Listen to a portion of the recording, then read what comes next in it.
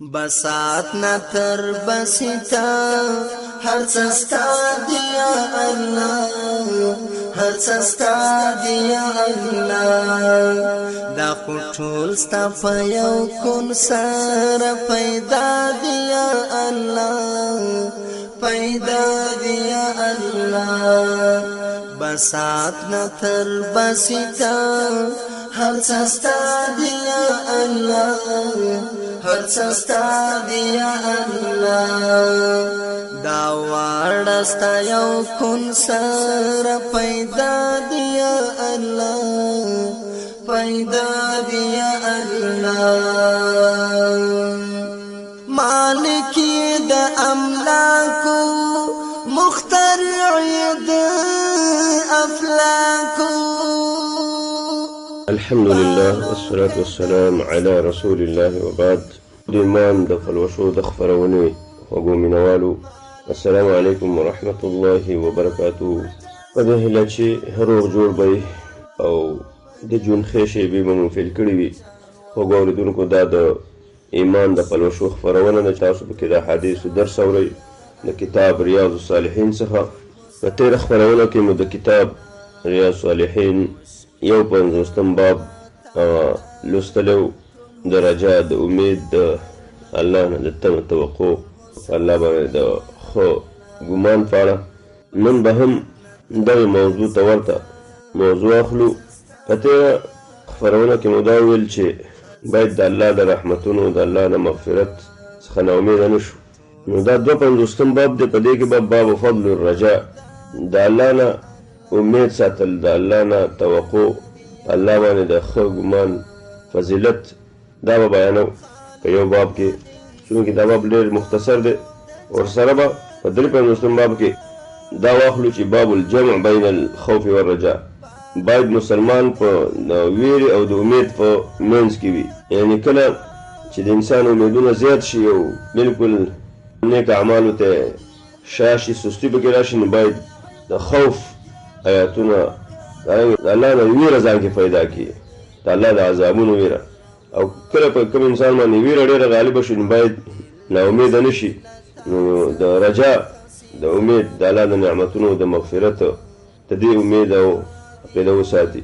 نو انسان باید همیشه دپاره او خاص کر مسلمان بین الخوف والرجا وي.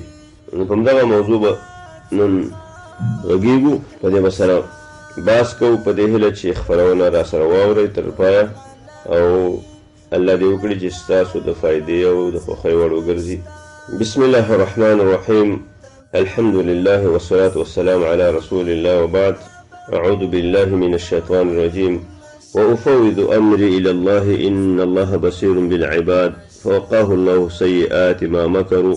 خوږوریدونکو دا 52 باب د باب فضل الرجاء د الله نه امید ساتل د الله د نعمتونو توقع کول دارنګې د جهنم نه د بچاو او د جنت د تلو هیله دا باید هر سړی په زړه کې ولري. د دې باب په اوله کې امام نووي رحمه الله دا آیات راوړی دی. دا نیک بنده قول رجل مؤمن قول چې وایي وافوض امري الى الله زه خپل ټول کارونه الله ته سپارم. ولې ځکه ان الله بصیر بالعباد الله بندگان یې او الله زما د حالاتو نه خبردار دی.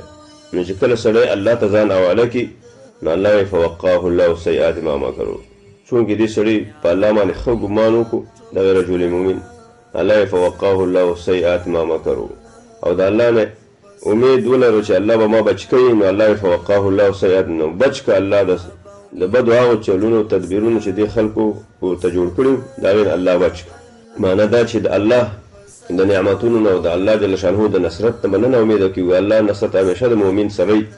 راځو اوس د دې باب اولنی حدیث اخلو. وعن أبي هريرة رضي الله عنه عن رسول الله صلى الله عليه وسلم قال قال الله عز وجل أنا عند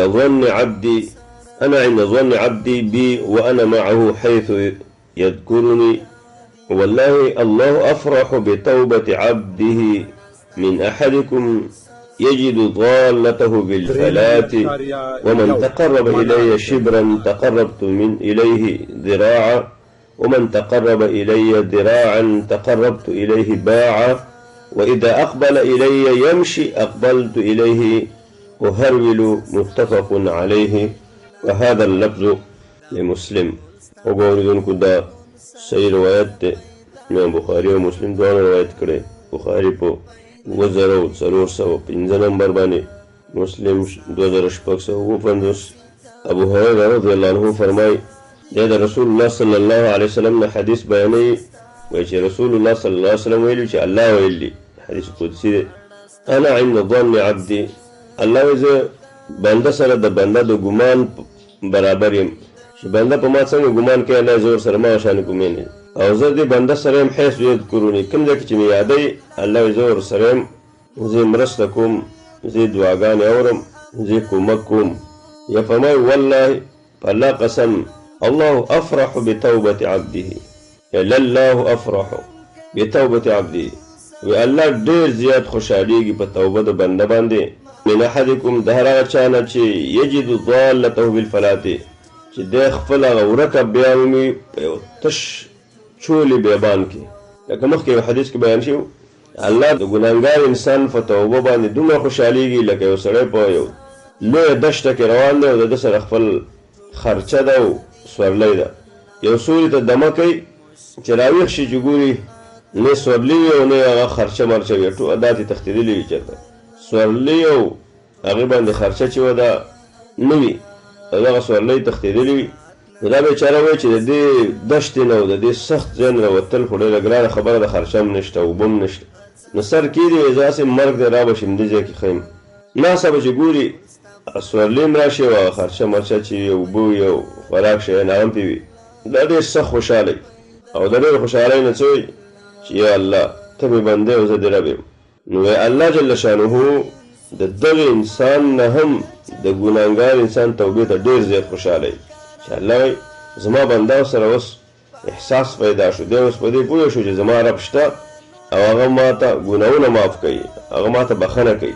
نو الله د انسان په توبه باندې ډېر زیات خوشحالي سره دی چې ضرورت ورته انسان دی، د الله ضرورت نشته. نو بیا الله جل شانه ویلي دي ومن تقرب الیه شبرا، څوک چې ما ته یو لږ نږدې کېږي تقربت الیه ذراعا، زه ورته یو څنګل یو متر را نږدې کېږم. نو معنا دا چې الله ما سره چې څوک مینه کوي زه یو په دوه ورسره کوم. ومن تقرب الیه ذراعا، څوک چې ما ته یو ګز را نږدې کېږي تقربت الیه باعا، نو زه ورته 2 متره را مخکې کېږم. باع دا دواړه لاسونه چې کولاو کړي. واذا اقبل الی یمشي، کله چې انسان ما ته مخامخ شي په قدمونو راځي نو اقبلت الیه اهرول، الله وایي زه ورته په منډه راځم. دا یو تشبیه ده چې الله جل شانه یعنې زما د بنده سره ډېره زیاته مینه ده. که بنده ما ته لږ را نږدې کېږي نو الله وایي زه ډېر ځان ته نږدې کوم. که بنده زما خوا ته په قلار راځي نو الله وایي زه ورته ډېر په تیزۍ راځم، زه ډېر په سرعت سره مرسته کوم، کومک یې کوم. خو زه د بنده سره د هغه د ګمان په اندازه یم. که په بنده په ما باندې ښه ګمان کوي، ما ته ځان نږدې کوي، نو الله وایي زه ورسره ښه نږدې یم، ښه مرسته باندې کوم. که په بنده ما باندې بد ګمان کوي، ما نه ناامیده وي زما د نعمتونو رحمتونو نه او په نورو شیانو سر یې، نو الله وایي زه هم به پروا نه ساتم. دویم حدیث هغه حدیث د جابر رضی الله عنه دی. فرمایي وعن جابر بن عبد الله رضی الله عنهما أنه سمع النبي صلى الله عليه وسلم قبل موته ب3 أيام يقول لا يموتن أحدكم إلا وهو يحسن الظن بالله عز وجل، رواه مسلم. جابر بن عبد الله رضي الله عنه فرمای وما د نبی کریم صلی الله علیه وسلم اوریدلی قبل موته د رسول الله صلی الله علیه وسلم د وفات نه 3 ورځې مخکې ما د رسول الله صلی الله علیه وسلم دا خبره واورېده یقول چې ویلي لا يموتن احدكم الا وهو يحسن الظن بالله، نه دې مړ کېږي څوک مګر په داسې وخت کې چې د په الله باندې ښایسته ګمان وي، یعنې ښایسته عقیده دې وساتي چې الله به ما بخي، الله ما معاف کوي، الله زما مرسته کوي، تل دپاره زموږ مرسته کړله، تل دپاره په موږ باندې احسان کړلی، زموږ دعاګانې قبل کړي دي، موږ یې محفوظ ساتلي یو. نو په الله جل شانه باندې به دا ګمان کوئ. دا څه نه چې تاسو په الله بد ګمان وکړئ چې بس الله زه دې لیدلی، الله زموږ دعاګانې نه قبلوي، دا بد ګمان نه دی. الله زموږ مرسته نه کوي، الله زموږ توبه نه قبلوي او الله زموږ حالات نه بدلوي، دا غلط ګمان نه دی، دا دې څوک نه کوي. بلکې په الله باندې همیشه لپاره ښایسته ګمان، الله زموږ مرسته کوي، الله زموږ کومک کوي، الله مال دا کړی دی، الله دا موږ له دا کړی، دا نعمتونه را کړی، دا را کړی، دا را کړی. الله موږ له وخت راکوي چې انسان د خپلو ګناهونو نه توبه وباسه، بخښنه وغواړه. نو الله ډېر زیات مهربانه دی او په الله ښه ګمان کوي.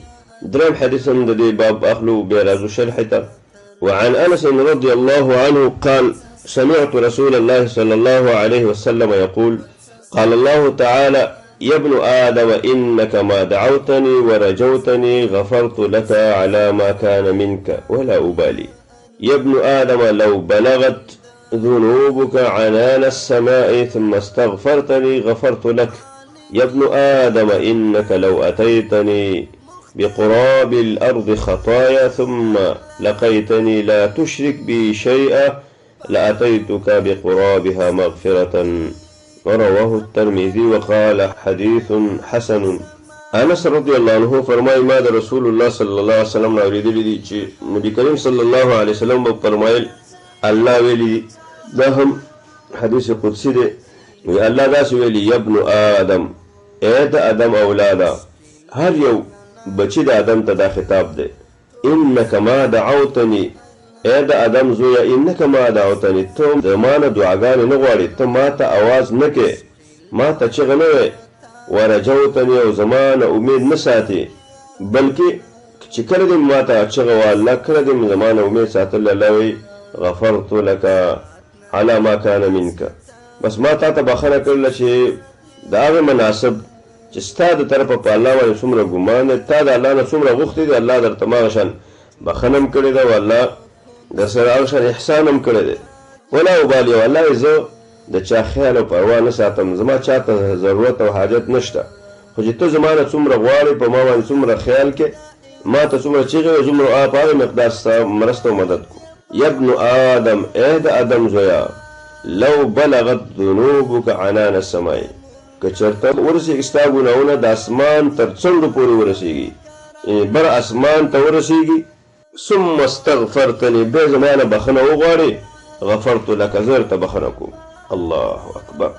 څومره مهربان رب، څومره رحیم کریم رب، ټول عمر هم د هغه مخالفت کړی وی، که تا ټول عمر زما مخالفت کړی دی، ګناهونه دې کړي دي، خیانتونه، غلاوې، رشوتونه، دا هر څه دې کړي دي، ثم استغفرتني، الله وایي بیا زما نه بخښنه وغواړې او توبه وباسي، غفرت لك، زه دې توبه قبلوم. الله الله، ای زمون کریم او رحیم ذاته، زمون مهربان ربه، مونږ ته بخښنه وکړي. ثم استغفرتني غفرت لك، چې بیا زما نه بخښنه غواړې زه یې درته کوم. الله همیشه مونږ ته چغه وایي، اواز کوي چې ای زما بنده بخښنه وغواړه، وخت در سره دی د توبې. یا ابن آدم، ای د آدم زویا، انک لو اتیتنی بقراب الارض خطایا، که چېرته ما ته داسې راشي چې دا ځمکه دې ډکه کړې وي د ګناهونو نه، ټوله ځمکه، قراب الارض خطایا معنی ملء الارض خطایا، ثم لقیتنی، بیا دې ما سره ملاقات په داسې حالت کې وشي، لا تشرک بی شیئا، چې ما سره دې شرک نه کړی. شرک داسې ګناه ده چې دا الله نه معاف کوي بغیر د توبې نه، خو دا نور ګناهونو ته د نیک اعمالو په وجه باندې بغیر د توبې نه هم کله کله معاف کوي، لکه صغیر ګناهونه. په کبایرو کې دا شرط ده چې توبه به وباسي، صغیر عام ګناهونه چې دا الله په نیکو اعمالو د انسان ته معاف کوي. خو بیا هم لا تشرک بی شیئا، چې ما سره د شرک نه کړی، شرک ډېره خطرناکه ګناه ده او دا الله نه معاف کوي بغیر توبې نه، ځکه قرآن کې الله ویل ان الله لا یغفر ان یشرک به ویغفر ما دون ذلک، الله شرک چېرته هم نه معاف کوي او د دې نه سوا چې څومره ګناهونه دي الله کېدای شي معاف کړي. د الله رحم ډېر فراخ او واسع دی، خو مشرک سره الله نه بخي. نو زما قدرمنو وروڼو، شیطان اوس دا کوشش کوي چې موږ او تاسو په شرک اخته کړي، چې الله یې بلکل ونه بخي. شیطان وایي چې زما ملګری شي. اوس تاسو ګورئ نیم امت شیطان په شرک اخته کړی دی، وجه دا ده چې شرک کې خلکو ته ښایسته کړی دی، عبادت په شکل کې وړاندې کړی دی، خلک ته توبه هم نه وباسي. لکه د هغې لنډه بېلګه دا چې موږ او تاسو شیطان قسمه قسم شرکیاتو کې اخته کړي یو. څوک یې د پیرانو، نیکانو، بزرګانو په د محبت په نوم باندې په شرک اخته کړي دي، ځي هغې ته سجدې کوي، سرونه ورته ښکته کوي، هغې ته چغې وایي. څوک یې د نیکانو د قبرونو په اړه باندې په شرک اخته کړي دي، ځي قبرونو ته تاویږي، د هغې نه راتاویږي، د هغې ته سجدې کوي، هغې ته سر ټیټوي چې ترې راوځي، شا ورته ناړی چې په شا ترې راوځي، او دا د زړه کې چې دا د پلاني بزرګ دا د ولی محبت سره محبت دی د احترام دی او دا عین شرک دی څوک په دې دوکه کړل چې پلانې پیر پلانې بزرګ چې دی پلانې ولی ته چغه یا دادا صاحب راورسیږي یا میالي صاحب یا فیره بابا دغه لفظ دغه اواز د الله نه سوا بل چا ته شرک دی ځکه الله مانه چې څه غواړئ زه درکوم ادعوني استجب لكم الله ویل نحن اقرب الیکم من حبل الورید موږ د هر چا نه تاسو ته ډېر نږدې یو الله زه د هر چا نه تا ته نږدې د ادم زوی زه د هر چا نه تا ته ډېر نږدې یم د مرۍ د رګونو نوم درته ډېر نږدې یم چې الله درته نږدې یم ده ته ولې چغه نه وایې چې ته هغې لرې لرې پیرانو مړو قبرونو یا پیغمبرانو ته چغه وایي دې وجه نه حدیث کې راځي که نه چې د الله لعنت دی په یهودو نصاراو باندې چې کله به پکې نیک سړی مړ شو دوی په قبر باندې زیارت جوړ کړو ګنبده به یې جوړه کړل او بیا بس په قلار په قلار په دمه دمه به د هغه عبادت شروع کړو اول داسې خواله ورتلل بیا به ورته سجدې کولې بیا به د هغه په نوم باندې خیراتونه کول بیا به ذبح یې پکې کولې نو اوس هم زموږ ډېر وروڼه په شرکیاتو کې اخته دي قبر پرستۍ کې بت پرستۍ کې انسان پرستۍ کې لیډر پرستۍ کې امام پرستۍ کې دوی ته خپل لیډر خپل پیر خپل ملا دا د الله او د رسول نه ډېر محبوبي دا ډېر خطرناکه خبره ده شرک ډېر خطرناک عمل دی شرک دی په دوه قسمه یو شرک اکبر دی هغه دا چې د الله نه سوا چې کوم مخلوق دی هغې ته د الله حق ورکړي لکه عبادت د الله حق دی مونږ باید د الله بندګي وکړو پیران خلکو ته وایي چې تاسو کله لمونځ کوئ نو زما اواز ذهن کې راولئ او الله وایي چې کله تاسو لمانځه ودرېږئ نو دا زړه کې راولئ چې الله راته ګوري زه الله ته ولاړ یم نو تاسو پیر د الله سره شریکوئ دا هم شرک دی دارنګې شرک دا هم دی دا لمونځ مونږ د الله دپاره کوو او یو سړی وایي چې پلانی راپسې ولاړ دی پلانی راځي دی د خلکو دپاره دا لمونځ کوي د خلکو د خوشحالولو دپاره چې هغه رانه خوشحاله شي هغه ووایي چې دا ښه سړی دی ما مخکې وایي شرک دوه یو شرک اکبر دی د الله حق بنده ته ورکول دا اکبر شرک دی چې هغه سجده چغه رامدد شویل وغیره دا د الله نه سوا بل چا ته کول دي په دې سړی کافر کېږي دا تمه توقع کول چې دا اولیا بزرګان دا قبرونه زیارتونه بوتان دا خلکو ته نفع او نقصان رسوي لکه دا خلک وایي که نه پلانې بابا نه دی دغه هلکه تا وله جنډې څیرې کړلې تا وله پلانی وکړل اوس تا باندې کټ چپه کوي هغه څنګه دا قبر نه راپاڅېده و د هغه ځای نه لاس راوګد کړو د دونه خاورو او د ښځو لاندې هغه راوچتېږي او ستا کټ اچپه کوي دونه طاقت خو الله هغه لاندې ورکړي نو دا عقیدې پکې ساتي نو دې ته شرک اکبر وایي شرک اکبر سره سړی کافر کېږي یو شرک اصغر دی لکه ریا معلومه ویلې څوک راشي مشر او ته دا لمونځ لږ اوږد کړې زړه کې دا راشي چې پلانی ولاړ دی چې ووایي ګوره پلانی هم په مانځه ولاړ دی څومره ښکلی لمونځ کوي نو اصغر او د اکبر فرق دا چې په اکبر سړی کافر کېږي اصغر کې دا دی چې کوم عمل کې ریا پکې کې دغه عمل نه بربادېږي دغه لمونځ ونه شو ستا الله ته بس ستا ریاکارۍ باندې نیت ودې ختم شو نو ځکه الله وایي لا تشرک بي شی چې ما سره دې شرک نه کړی نو شرک نه باید ځان وساتو شرک باید وپېژنو او د علماو نه په دې باره کې معلومات وکړو قرآن ته کښېنو قرآن د شرک ټول اقسام رد کړي دي ډېر په ښایسته ډول باندې او دا د رمضان نه روان دی ځای په ځای د قرآن کریم دوره تفسیر ترجمې کېږي دې کې کښېنئ مسلمان وروڼو او تاسو ته به د شرک او د بدعات او د رسمونو فتح ولګي کوم حق دی او کوم باطل نو الله وایي چې څوک ما ته داسې حالاتو کې راشي چې دا ځمکه د ګناهونو نه ډکه کړي خو شرک یې نه کړی لاتیتک بقرابها مغفرة الله وایي زه به دغه شانې د هغې په اندازه باندې د ځمکې په ډکوالي تاسو ته مغفرت وکړم دغه ګناهونه به درته په نیکیو بدل کړم الله ډېر د امید د توقع حدیث و چې باید موږ او تاسو دا تمه ولرو دا امید ولرو چې الله زموږ ګناهونه معاف کوي الله به موږ ته بخښنه کوي او خامخا یې کوي ځکه چې د الله وعده ده الله په خپله موږ نه مطالبه کړله چې زما نه وغواړئ زه در کوم نو ولې موږ او تاسو د الله نه باغیان یو ولې د الله نه دعاګانې نه غواړو ولې مو په دعا غوښتلو باندې زړونه تنګېږي نو عزتمنو موږ او تاسو له پکار دي چې په صدق سره الله ته توبې وباسو الله ته وژاړو الله ته زارۍ وکړو او په الله باندې خپل ځانونه معاف کړو نو خاص کر د رمضان میاشته روانه ده نو په دې کې خو پیغمبر صلی الله علیه وسلم ویلي دي چې په چا د رمضان میاشت راشي او دی معاف نه شي نو دی تباه شي نو عزتمندو ډېرې دعاګانې ډېرې زارۍ الله ته کوي چې الله مو معاف کړي دا حدیث امام ترمذي روایت کړی وی دا حدیث حسن دی حسن هغه حدیث دی چې د صحیح روایت نه معمولی په یو اشاره باندې ښکته وي یا په یوه رتبه باندې راځو د دې حدیثو لنډه شرحه اخلو. د کتاب مؤلف باب یې ښیو چې باب فضل الرجاء. کله چې مصنف هغه نصوص ذکر کړل چې کوم کې د رجا او د امید په اړه دلیلونه او د الله جل شانه د فراخ فضل او د رحمت په اړه باندې تاسو هغه حدیث او آیتونه واورید. د الله کرم او رحم په دې امت او انسانانو باندې. نو اوس ورپسې فضل الرجاء، د دغه امید ساتل، د دغه عقیده ساتل غوروالی فضیلت باید سړی دغه امید ولري، دغه ښه ګمان په الله باندې خامخا ولري.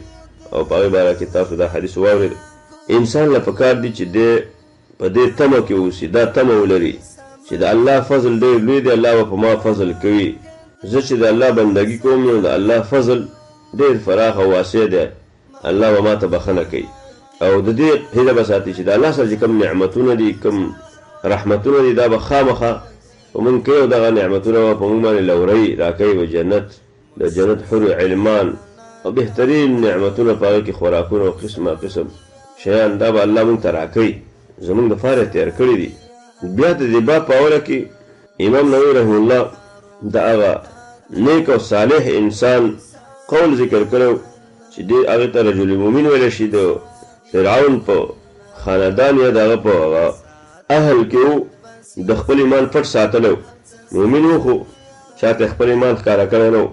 نو ډېر یو ناصح انسان خپل قوم ته به تل نصیحتونه کول او دا حق خبره به تل په دلایلو باندې، عقلي او نقلي دلایلو باندې به دا ورته واضح کول او بیانوله. او همیشه به دوی ته د دوی هغه باطل عقاید او باطل رسمونه رواجونه دا وګوته کول چې دا ستاسو دا کارونه غلط دي، ناروا دي. او د موسی علیه السلام حقانیت به بیانو چې دا موسی علیه السلام چې کوم دعوت راوړی دی، کومه خبره کوي، دا حق ده، دا رښتینې ده.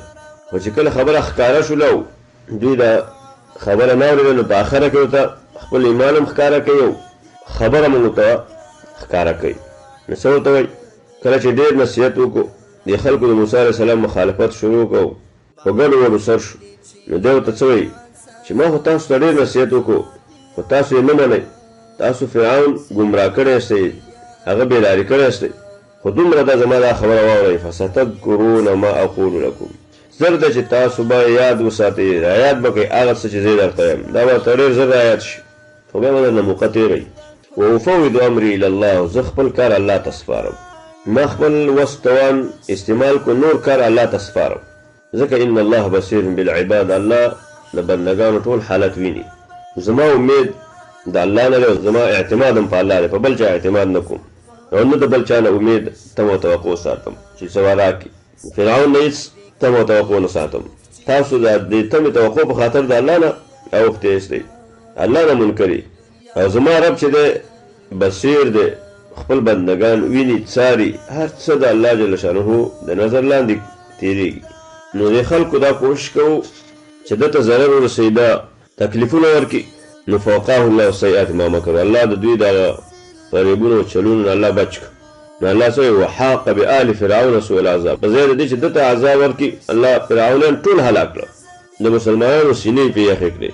نو بیا د آیاتونو د دې آیاتونو ذکر کول نه وروسته مصنف حدیث ذکر کړي. اولنی حدیث پکې د ابوهریره رضی الله عنه د دې باب، هغې کې دا خبره بیان شوه چې انا عند ظن عبدي وانا معه حيث يذكرني، یعنی الله وایي زه د بنده د ګمان په اندازه باندې د هغه سره یم. څه مطلب؟ زه د انسان سره تل دپاره د هغوی سره ملګری یم، د هغه په سر باندې حاضر ناظر یم. که چیرې دا بنده په ما باندې د خیر ګمان کوي نو فله، ده دپاره به الله وایي زه د خیر فیصلې رالېږم او په ده باندې به رحمتونه کوم. که چیرې دا بنده په ما باندې بد ګمان کوي نو فله، بس ده ته به بیا بد عواقب رسېږي. نو انسان له پکار دی چې ټول عمر دپاره په الله باندې ښه ګمان وکړي. که ده ته تکلیفونه او مصیبتونه هم رسېږي نو بدګماني دې نه کوي، دا نه وایي چې الله ما سره زیاتی وکړو، الله زما دعاګانې نه قبلوي. نو د الله نه امیده کېدل، د الله د نعمتونو نه امیده کېدل دا نه دي پکار. نو انسان باید هغه څه وکړي چې د الله فضل، د الله رحمت په هغې باندې واجبېږي د دپاره. کله چې انسان داسې کوم اعمال ترسره کړي چې د الله د فضل او د رحمت سبب ګرځي، نو نیک اعمال لیکي او په الله دې ښایسته ګمان کوي، الله یې قبلوي. موږ تاسو چې کوم اعمال کوو نیک، نو اوله پکار دا چې دا په صحیح طریقه باندې وکړو، بیا هم دا وایو چې الله یې خامخا قبلوي. دا مه وایو چې زموږ اعمال نه قبلېږي، زموږ دعاګانې نه قبلېږي. داسې ناشکره انسان د الله نه خوښېږي. زموږ زیات ورونه داسې چې عمل نه کوي او زما ګمان ښه دی، بس الله غفور رحیم دی، نو دا ورور خطا شوی دی. دې ته تمني، دا د باب التمني علی الله، د الله باندې د الله نه بې ځای ځای غوښتنې یا د الله بې ځای ځای ګمانونه په الله باندې، چې بس دا به یهودو مې ویلې موږ د الله بچي یو، موږ د الله محبوب یو، الله جنت زموږ دپاره دی، او عمل به د الله او د رسول او د وخت د پیغمبر خلاف و، د هغې سره به یې دښمني کوله. نو دا هسې امیدونه نه دي په کار، ګمانونه اټکل. هغه دا دی چې اول به ښه عمل کې، نیک اعمال به غوره کې، دا به کې او د دې سره سره به په الله باندې ښه ګمان هم کې چې الله یې قبلوي. دا چې اعمال دې نه ګمان بس وایي زه الله بخونکی دی، دې ته تمني علی الله الاماني، عاجز چې اعمال یې نه وي تش امیدونه، نو دا د قبول وړ نه دي. موږ به نیک اعمال وړاندې کوو، د هغې تر څنګ به وایو چې الله بخونکی مهربان دی، الله ډېر رحم کوونکی دی، الله به ما معاف کوي، بخښنه به مو غواړو. نو حسن ظن دې ته وایي چې انسان کې داسې عمل پیدا شي چې د هغې نه حسن ظن پیدا کېږي، هغه اقتضا د حسن ظن کوي په الله باندې. مثلا دا ښایسته ګمان په د سره پیدا شي، امید پیدا شي چې الله زما د اعمال قبلوي، روژه نیول، قرآن تلاوت، نفلونه. مثلا تا روژه ونیوله نو په دا به په الله باندې دا به حسن ظن کوي چې الله یې قبلوي، الله له مې یوله الله به خامخا قبلوي، الله به د دې بدله راکوي. صدقه دې وکړله ناامیده کېږي به نه چې بس لاله عبث شو، بلکې الله یې قبلوي. بلکې دا عقیده به ساتي چې معمولي صدقه چې ده معمولي، د دې نه الله درله غرونه جوړوي، تا پرې د اور نه بچ کوي. لکه حدیث کې راځي که نه اتقوا النار ولو بالشق تمره، د اور نه ځان بچ کوي اگر که د کجوري نیمه ټوکړه ولني، نیمه ټوټه. دا زموږ ایمان دی، دا په الله باندې حسن ظن دی چې الله دا قبلوي. بلکې حدیث کې راځي چې الله وایي چې زه درله زیتومه ساتمه، دا لږه صدقه ده، دا شانې لکه سړی چې د ګډې وزې بچی ساتي او داسې غټېږي ورو ورو، دغه شان الله وایي دا صدقه ده زه ساتم او دا ورو ورو زیاتېږي. زموږ په الله باندې دغه یقین دی، دا حسن ظن دی. نو هر نیک عمل چې ته کې، نو دا حسن ظن به ورسره کوي چې الله ولا زما نه قبلوي. او دا چې ما ورته وویل چې زما په الله باندې ښه ګمان دی او الله غفور رحیم دی، او بیا دې لګوي د الله سره د مبارزه مقابله روانه کړي، د الله نافرماني کې د الله حکمونه ماتې، نو دا د هغه چا خو او عادت دی او عاجز کمزورو خلکو چې د سره راسالمال نشته دی او لګوي د لوی لوی تجارتونو خوبونه یې دي، اعمال نشته وایي الله بخونکی مهربان دی، کې د الله نافرماني او بخونکی مهربان دی. ټیک دی چې بخونکی مهربان دی، خو الله عزیز ذو انتقام هم دی که نه، زورور دی، انتقام والی د الله د نافرمانۍ. بیا دا خبره ذکر شو چې الله ډېر زیات مهربان دی، ډېر زیات کریم ذات دی، ډېر زیات رحیم ذات دی، رؤوف رحیم دی. کرم یې دا دی څوک چې الله ته یو لش نږدې کېږي نو الله ورته یو ګز نږدې کېږي، یو متر. که څوک یو متر نو الله یو په دوه باندې ورته رانږدې کېږي. چې ته الله ته چغې نو الله به خامخا ستا مرسته کوي. چې ته الله ته رامدد شوی نو الله ته زما بنده زه به ستا دعا قبلوم. او چې تا د الله نه سوا بل چا ته چغې شروع کړې مخلوق ته، عزت پلانه تا ته ویم او ته الله ته ویو، د الله نه سوا بندګانو ته چغې وایو چې ته الله ته ووایو، ول ډایرکټ الله ته ول نه وایې. الله د چا واسطو ته ضرورت نه لري، ځکه الله ما او تا ته د هر چا نه نږدې دی. واسطې خو د مخلوق په مبارک استعمالېږي، او سړی د باچا وزیر ته ورځي نو دی ورسره پېژندګلو نه لري، نو دې څوک ته واسطه کړي چې هغه یې پېژني او دا ورته ور معرفي کړي. او الله خو تا د هغه وخت نه پېژني چې ته لا پیدا نه وې، د مور په رحم کې الله دې پېژني، او الله خپل ټول بندګان پېژني، نیک هم پېژني او ګناهګار هم پېژني. تا نه چې هره خطا ګناه کېږي هغه حالاتو کې هم در باندې الله خبر دی، نو ضرورت نشته واسطو ته الله. بس واسطه دا ده چې نیک اعمال کوو، د الله نه امید ساته، د الله نه توقع ساته، او الله نه مغفرت غواړه. نو که یو سړی الله ته مخکې و الله ته ور روانې قلاره قلاره، الله وایي زه ته په منډو راځم. نو الله ډېر لوی کرم او د لوی احسان خاوند دی، او ډېر زر د خلکو دعاګانې قبلوي، زارۍ اوري، د مظلومانو چغې اوري او د هغوی مدد کوي. نو خبرو اردونکو دا حسن ظن او دا فکر او عقیده باید وساتو چې الله بخونکی مهربان دی، الله د انسانانو دعاګانې قبلوي، خو په الله باندې به د نیک اعمالو تر څنګ ښه ګمان هم کوو. دا حدیث او د دې په مثل باندې تاسو نور هم مخکې واورېدل. دا عقیده ده چې د اهل سنه والجماعه ټول علما مشران او کشران په دې متفق دي چې دا حقیقت ده او د الله په شان کې داسې عقیده ساتل پکار دي. چې راځو دې ته چې الله مونږ ته په ګز یا 2 ګزه باندې یا الله جل شانه مونږ ته په منډه راځي. زمونږ دا ایمان ده چې الله مونږ ته ځان نږدې کوي. الله زمونږ اوازونه اوري، زمونږ مرسته کوي. خو کیفیت د دې خبرې چې الله څنګه راځي زمونږ خواته، الله څنګه په منډه راځي، نو دې کیفیت مجهول دی. الله مونږ ته ځان نږدې کوي، الله مونږ ته راځي، زمونږ مرسته کوي، په دې زمونږ ایمان او یقین دی. خو کیفیت د دې څنګه راځي، د الله منډه او د الله راتلل څنګه دي، نو د الله ته سپارلی شوی دی. موږ صرف په معنا ایمان لرو او کیفیت الله ته سپارو. نور حدیث بیا ذکر کړي دي چې ټول په دې دلالت کوي چې انسان له پکار دي چې په الله ښایسته ګمان وکړي او د هغې تر څنګ اسباب هم استعمال کړي. دا هغه اسباب چې هغه د الله رحمت، د الله رحم، د الله د مغفرت هغه جلب کوي او هغه موږ او تاسو ته رانږدې کوي. الله دې موږ او تاسو ټول ته معافي وکړي او الله دې موږ ته مغفرت وکړي. دا 52 باب. دا بل باب هم مختصر دی، لنډ او دا مخلو په دې سره دا مسله به ختمیږي هم. دا باب الجمع بین الخوف والرجاء. لکه مخکې مو ویل انسان له پکار دی چې د یېرې او د امید ترمنځ وي. نه همیشه داسې په یېره کې وي چې بس همداسې یېره او د بالکل د الله نه ناامیده شي، د الله د رحمتونو نعمتونو نه. نه داسې چې د امیدونو په دنیا کې ورک شي، بالکل د الله نه یېره د زړه نه وځي، بس امیدونه خلاص. نو ډېر امیدونه به هم نه کوو او ډېره یېره نه، د دې ترمنځ به چلیږو. نو باب کې خو باب الجمع بین الخوف والرجاء، باید چې یېره او امید دا دواړه دا راجمع کړو. نو بیا امام نووي وایي غوره خبره د انسان لپاره دا ده چې انسان د الله نه ویره هم ولري او ورسره امید هم ولري. یېره او امید دواړه یو برابر وي. د مرض په حالت کې باید انسان سره یېره چې داسې نه داسې حالت کې لاړ شم چې الله رانه ناراضه نه وي، د اعمال به مې قبول شوي که نه وي، دغه عذابونه چې دي دغه عذابونه راته رانه کړي. او ورسره به دا امید ساتي چې الله ډېر زیات مهربان رب دی، موږ د الله بندګي کوو، الله یې قبلوي، الله خپل بندګان نه شرموي، نه ذلیله کوي. نو په دې اړه امام نووي څه آیاتونه راوړي دي او دارنګې څه حدیث. اول هغه آیاتونه اخلو. اولنی آیت د سورة اعراف دی. اعوذ بالله من الشیطان الرجیم. فرمایي فلا یأمن مکر الله الا القوم الخاسرون. نو فلا یأمن مکر الله، د الله د عذاب نه نه امن کېږي مګر تاوانیان قوم. معنا مسلمان سره به تل لپاره د الله نه یېره وي، د الله د عذابونو یېره به په زړه کې پرته وي. نو داسې تش امیدونه او دا به هم نه کوي چې بس دا دی او دا دی، دا به ټول ما ته میلاویږي. نه، مسلمان سره به یېره هم وي د الله د عذاب نه چې د چا په زړه کې یېرې، دا مؤمن دی. ورپسې سورة یوسف کې وکړه انه لا ییأس من روح الله الا القوم الکافرون. د الله د روح نه، د الله د رحمت نه، د الله د رحمتونو نه نه امیده کېږي مګر څوک کافر. مسلمان سره باید دا یېره هم وي. یوم تبیض وجوه وتسود وجوه. قیامت په ورځ به د چا مخونه تور وي او د چا به سپین وي.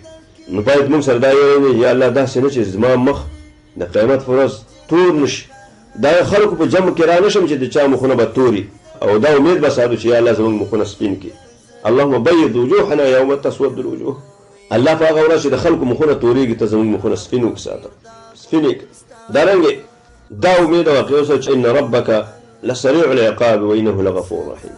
الله ډېر تیز او جلد عذاب ورکوونکی دی، خلکو ته به ډېر زر په لږ وخت کې دا عذاب ورکړي. خو ګوره یاد وساتئ، دا امید به مو ساتئ چې الله بخونکی مهربان هم دی. کله چې زموږ عقیده د توحید او شرک هم نه وي کړی نو الله ډېر مهربانه دی. امید ده چې الله به موږ ته مغفرت کوي، ځکه الله وعده کړې ده. بل ځای الله وایي ان الابرار لفی نعیم، نیکان او موحدین خلق به په نعمتونو کې، و ان الفجار لفی جهیم، او فاجر فاسقان بدعمل انسانان به په جهنم کې. په دې کې یېره هم ده او رجا هم ده. لکه بل ځای کې الله سورة قاریه کې وایي که نه فاما من ثقلت موازینه فهو فی عیشة راضیه. د چا د نیک اعمالو تله درنه وي نو دا به په ډېر خوشحاله ژوند کې وي قیامت کې. اللهم ثقل موازین حسناتنا. واما من خفت موازینه، د چا تله د نیکۍ چې سپکه شي، معنا دا ده چې تش ګمانونه به نه کوو، اعمال به کوو، د نیک اعمال به هم کوو او ښایسته اعمال به کوو چې وزن یې زیات شي. نو د چا د نیکۍ تله چې سپکه شوه فامه هاویه، هلاک شو یا زیاده ده چې د هغه هاویه خطرناکه کنده ده. نو په دې معنا باندې ډېر آیاتونه شته قرآن کې چې په هغې کې هم خوف وي هم رجا وي. احادیث هم په دې اړه ډېر دي، خو دې باب کې 3 حدیث دي لنډ هغه اخلو. اولنی حدیث د دې باب چې مسلمان باید د یېرې او د امید ترمنځ وي. حدیث د ابو هريره رضی الله عنه دی، فرمایي ان رسول الله صلی الله علیه وسلم لو يعلم المؤمن ما عند الله من العقوبة ما طمع بجنته أحد ولو يعلم الكافر ما عند الله من الرحمة ما قنت من جنته أحد. رواه مسلم. صحیح حدیث د امام مسلم په 2055 نمبر باندې دا ذکر کړی دی. فرمای ابو هريره رضی الله عنه روایت ده ان رسول الله صلی الله علیه وسلم قال، رسول الله صلی الله علیه وسلم ویلو لو يعلم المؤمن ما عند الله، کچېرې مؤمن ته دا پته وای هغه په دې پوهېدلی دا ورته ښکاره کېدلی چې ما عند الله من العقوبه، چې الله سره څومره عذابونه دي، الله سره چې کوم قسم عذابونه او تکلیفونه دي او دغه شیان یې په سترګو لیدلی او دا ورته ښکاره کېدلی، نو ما طمع بجنت احد، نو تمه به نه وی کړی د الله د جنت هېڅ کس چې دغه عذابونه لیدلی او دغه حالات او مشکلات وویني، نو دی به هېڅ تمه ونه کړي چې یاره بس د دې نه څوک بچ کېدو والا نشته، جنت ته خو هېڅوک هم باید تللی نشي. دارنګه که چېرې کافر ته دا پته ولګي هغه وویني چې د الله سره په جنتونو کې څومره نعمتونه دي، د الله رحمتونه څومره فراخه دي، د الله د رحمتونو اندازه ورته لګېدلی وی، نو ما قنت من جنت احد، هېڅ چېرته به چېرته کوم کافر د الله د جنتونو نه ناامیده شوی نه وی او به ویل چې بس د الله رحمت دومره فراخه ده چې موږ هم پکې وي. نو مانا دواړه خبرې پکې دي، یو طرف ته ډېره یېره، بل طرف ته امید.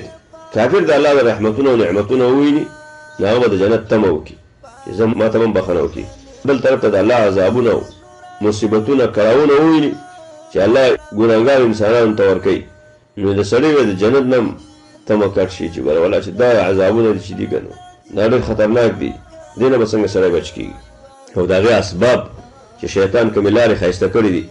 دویم حدیث د ابو سعید الخدري رضی الله عنه ان رسول الله صلی الله علیه وسلم وعن ابي سعيد الخدري رضي الله عنه ان رسول الله صلى الله عليه وسلم قال اذا وضعت الجنازة واحتملها الناس او الرجال على اعناقهم فان كانت صالحة قالت قدموني قدموني وان كانت غير صالحة قالت يا ويلها اين تذهبون بها يسمع صوتها كل شيء الا الانسان لو سمعه صعق. رواه البخاري. الله اکبر. نام صحیح روایت ته امام بخاري په 1314 رقم باندې ذکر کړی.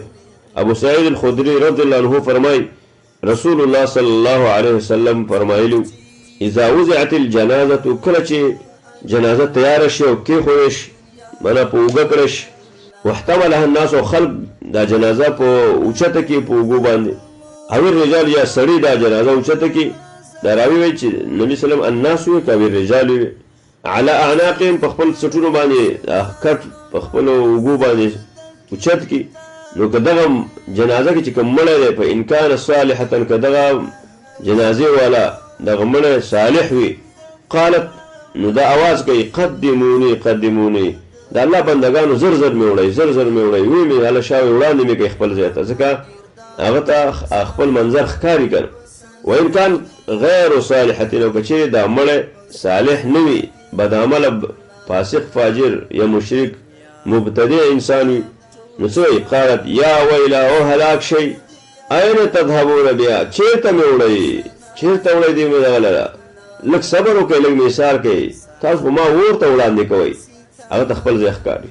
یسمع صوته، د دغې جنازې والا د دې مړي اواز اوري، کل شی هر شی، حیوانات اکثر مقبره کې ویریږي ګبراو شي چې دا چغې وایي، الا الانسان، انسان یې نه اوري. ولې انسان باندې ولې د الله د اواز پټ ساتلی دی؟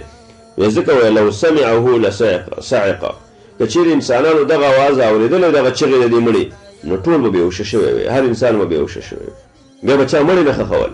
نو الله دا پټ ساتلی دی. نو عزتمنو په دې کې هم دوه خبرې، تمه او ویره. مسلمان باید دا تمه وکړي چې که دا نیک عمل چې الله جل شانه بخور کې مهربان دی، الله به دا نعمتونه راکوي په قبر کې هم او په آخرت کې. او دا ویره د انسان سره وي، که چېرې انسان په بد اعمالو کې مړ شي، خاتمه په غلط اعمالو راغله، نو بیا به دغه شی چیغې به وایي چې چېرته مې وړئ، بیا دغه قبر د دپاره د جهنم کنده جوړېږي. الله دې مونږ ترې وساتي، الله دې ټولو مسلمانانو باندې رحم وکړي. دریم حدیث دا ابن مسعود دی، وعن ابن مسعود رضي الله عنه قال رسول الله صلى الله عليه وسلم الجنة أقرب من أحدكم من شراك نعله والنار مثل ذلك. الله. عبدالله ابن مسعود فرمایي رسول الله صلی الله علیه وسلم فرمایلی وی جنت تاسو ته د سپلۍ دغه وندري یا تار نه او پټۍ نه هم ډېر نږدې دی چې سړی بیا سپلۍ تړي شاته، یعنې دومره درته جنت ډېر زیات نږدې دی. بس نیک اعمال کول، مثلا حدیث کې راځي که څوک چې آیت الکرسي وایي لمانځه نه وروسته د ده او د جنت په منځ کې صرف فرق لرېوالی مرګ دی چې مړ شو دی جنت دی. دا شان نور ډېر نیک اعمال دي چې الله جل شانه د جنت ته د تلو دپاره هغه مونږ او تاسو ته راښولي دي او بیان کړي دي. نو جنت د سپلۍ دغه پټې نه هم ډېر زیات نږدې دی، او دارنګې اور هم.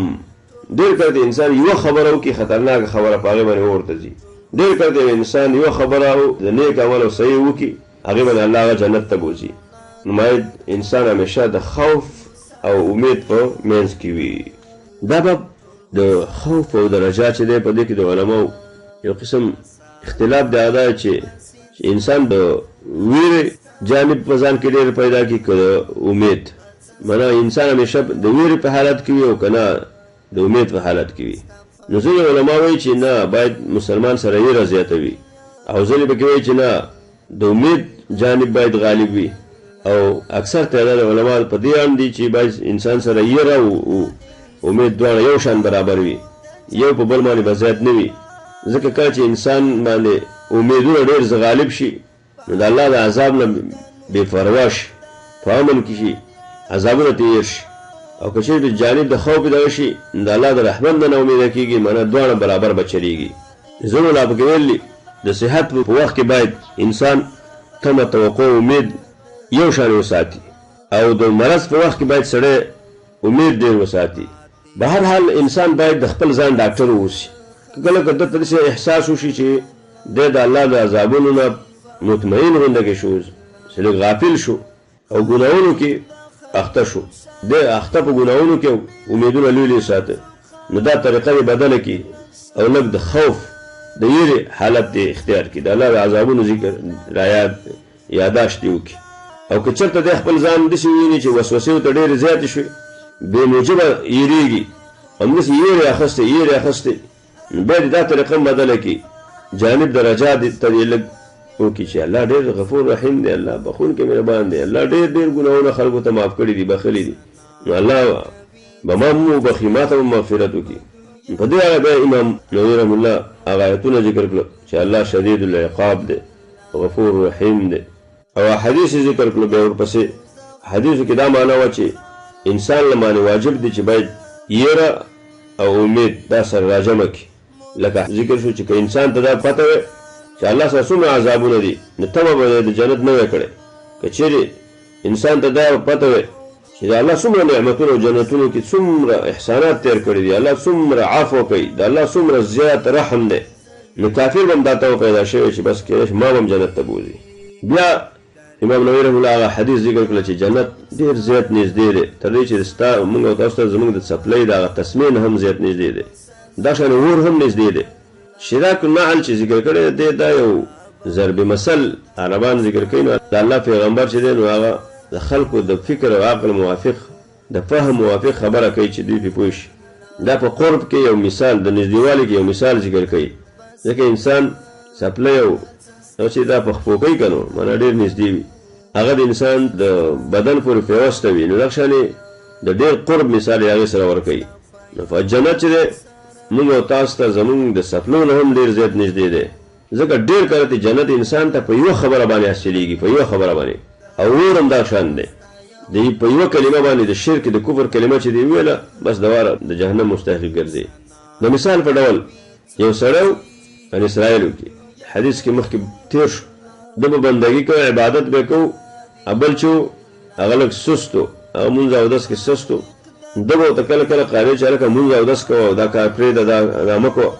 اخر یوه ورځ په قهر شو، څه وایي، ستړی شو، والله لا یغفر الله لفلان، زما په الله قسم دا پلانی خو به الله ونه بخي، دې ته الله بخښنه نه کوي.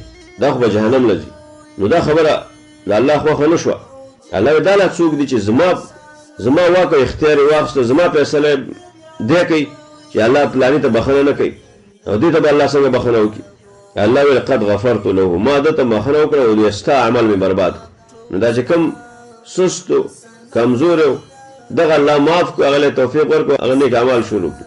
دا چې کوم مغرور و په خپل نیک اعمال په خپل عبادت باندې ځینې انسان داسې کوي بس 2 رکعات یې نه کړی نور خلکو باندې اسمان راښکته کړی. نو هغه کمزور انسان چې هغه الله جنت ته بوت او دغه سړی په دې یوه خبره باندې الله جهنم ته بوت. اعاذنا الله منه. ابو هريره ته وایي کنه یوه خبره چې په یوه خبره د خپل دنیا او آخرت تباہ کړ. الله دې موږ د داسې خبر نه وساتي. ډېر کله انسان د معمولي یوې خبرې د لاسه تباہ برباد شي. نو انسان باندې واجب دي، مسلمانانو موږ او تاسو باندې لازم دي چې د خپل ځان تداوي په خپله وکړو، د خپل ځان ډاکټر اوسو، ډاکټران طبیبان. نو مطلب همیشه د یېرې او د امید ترمنځ اوسو.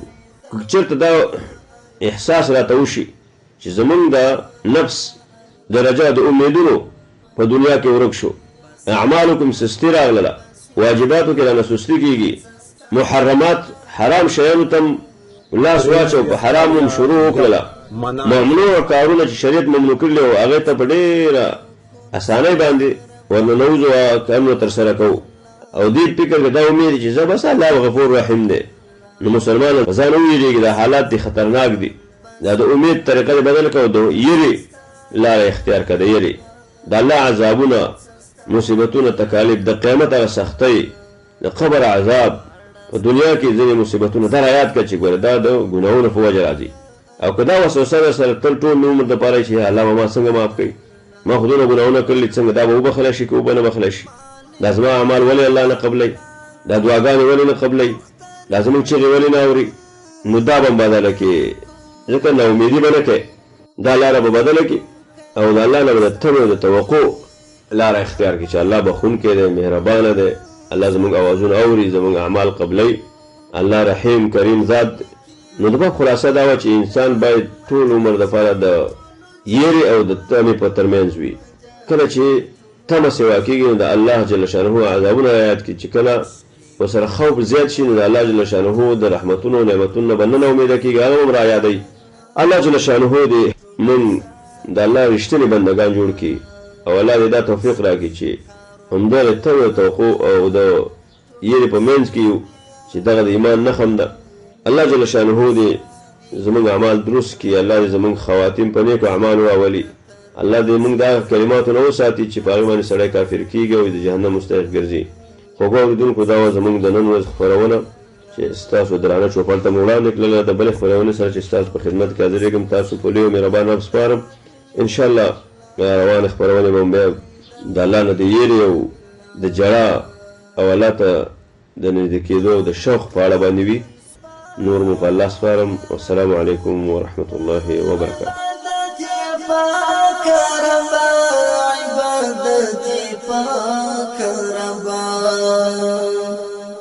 باطل دی چی لتا څخه سوا دی یا الله، سوا دی یا الله، خالق د خیر و شر بلا تا خالق نشتا، رازق د کل عالمی بلا تا رازق نشتا.